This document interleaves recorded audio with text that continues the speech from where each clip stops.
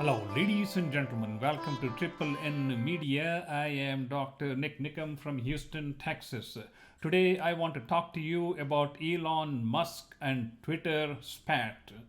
As you heard, Elon Musk wants to buy the entire 100% shares of Twitter for $53 a share. This has sent some shivers and seizures through the entire liberal media, all the way to the board of the Twitter. What is going on here? What is at stake? And why is Elon Musk interested in buying Twitter 100% and making it a private company? What is the concept behind? First of all, as you know, Elon Musk is not a conservative person.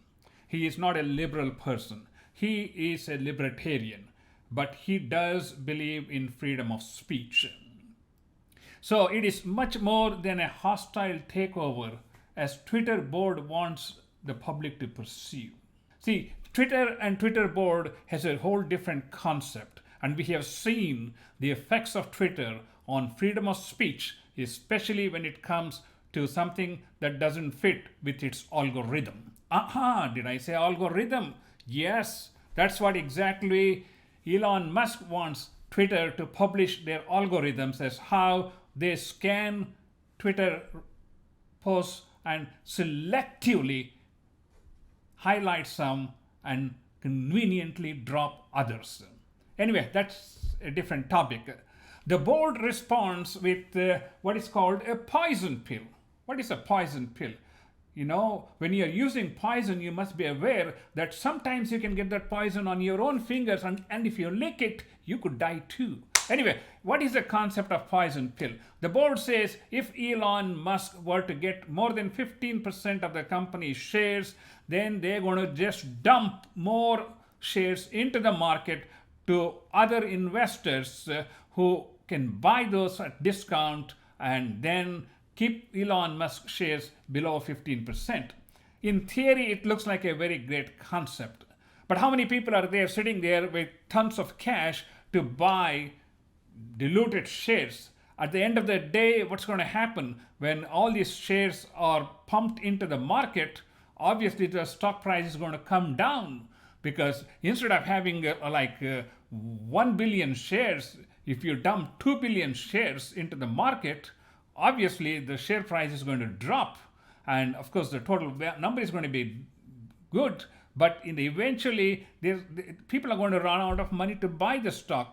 At that time, Elon Musk could very well, I'm just hypothesizing this situation, dump his shares, and that will further drop the market price, and it can go into a state of chaos. But that is from a marketing point of view. But we are more interested in the concept behind what Elon Musk really wants to do in buying the Twitter 100%, which has global presence and has the ability to influence people. And that's the key factor. So let's look at it. Anything is possible. The real issue here is freedom of speech. Ladies and gentlemen, just don't make no mistake about this. There is hardly a media in the United States today, or even outside the United States, even in Europe, which is so widely accepted as Twitter, that has a neutral stand on freedom of speech, freedom of expression. We have seen in the last few years how Twitter has systematically dismantled the freedom of speech, has selectively filtered all speech that it doesn't like.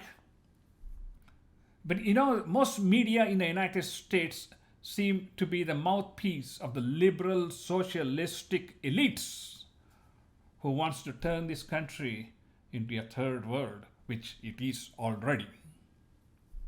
They want to shut down anything and anyone who comes in their way.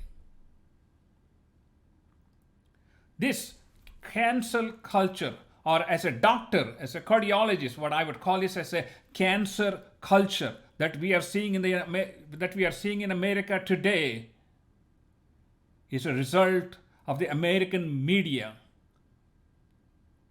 and it is having a fit that someone will take control of their freedom of speech, which is to suppress the freedom of speech of other people.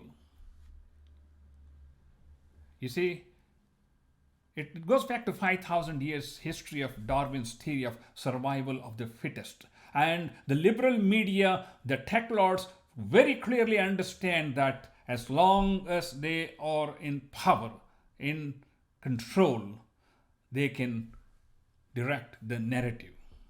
But this is dangerous for the free democratic societies all across the globe, where we value freedom of speech and expression.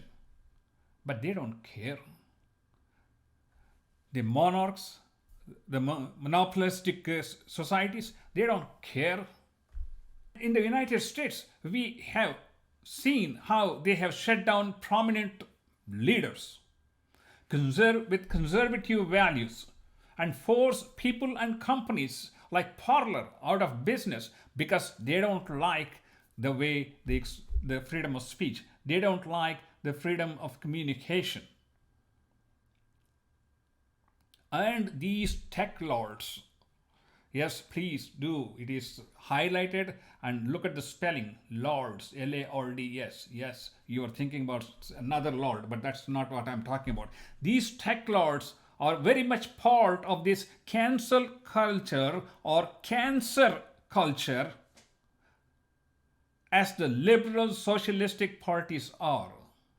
Working hand in hand, they don't want to allow anyone with a different idea, different concept, or a different view to enter the world scene. So that's why they are trying to shut down Elon Musk from acquiring Twitter to bring some sanctity to the freedom of speech. Friends, let me tell you, at the end of the day, it is your freedom of speech that has been forcefully taken away. Hostile takeover. You know, the board was worried about doing a hostile takeover. Actually, it is the liberal media, the liberal elites that have done hostile taking over of the freedom of speech of people whom they don't like, people's ideas which they don't like. So, gentlemen, it is again going back to the survival of the fittest. They are the ones who have taken over your freedom of speech, a hostile takeover by this liberal media, the socialistic elites, and the tech lords, all working in concert. Friends, say no to this liberal minds, media, and the tech lords from doing a hostile takeover of your freedom of speech, and welcome open, free debate on any topic. It is the freedom of speech that has been the subject of this takeover, more so than just simply acquiring a media company for $45 billion. Ladies and gentlemen, it is high time in this country, in the United States, that we reestablish the freedom of speech. We need people like Elon Musk to restore some sanctity to the freedom of speech, expression, and a level field for communications on any topic for that matter. What do you think?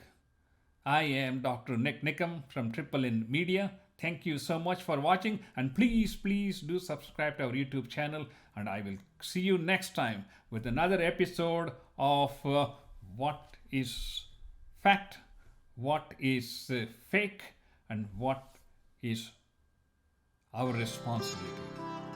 Thank you so much.